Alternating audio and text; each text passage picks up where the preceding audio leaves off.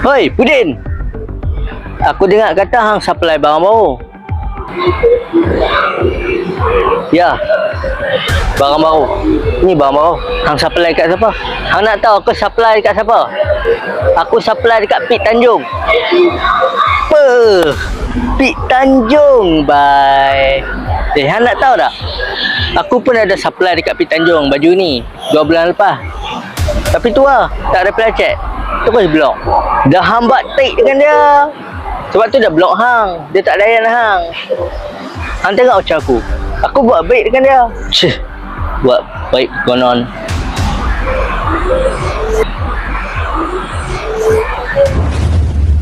Pudin. Ya. Aku nak hang jaga padang peremba ni. Aku bagi amanah dekat hang untuk jaga padang peremba ni. Jangan bagi siapa-siapa pun buat take dekat sini. Hang kena jaga nama baik aku. Hang jangan risau lah, Pit. Aku akan jaga padang peremba ni dengan elok. Dan aku takkan bagi siapa-siapa pun buat take dekat sini. Aku akan jaga nama baik hang. Pik Tanjung. Aku takkan kotakkan nama hang, Pik. Aku akan pegang amanah untuk jaga tempat ni. Okey. Aku percaya orang macam hang boleh pegang amanah untuk jaga tempat ni.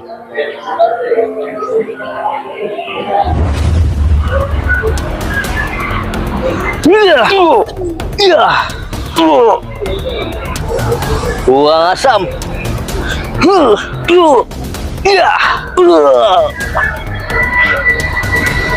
Alamak, Tony Jaa. Ni, anak buah Tony Jaa tau. Jangan main-main. Jom belah.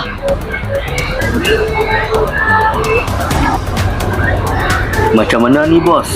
Kita nak belah sapi Tanjung tak? Jangan belasah dah.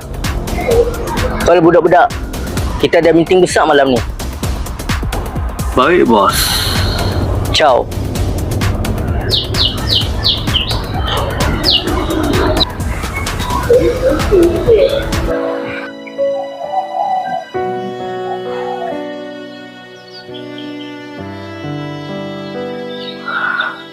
Aku akan pegang amanah hang, Pit. Aku takkan bagi siapa-siapa pun buat take dekat padang peremba ni.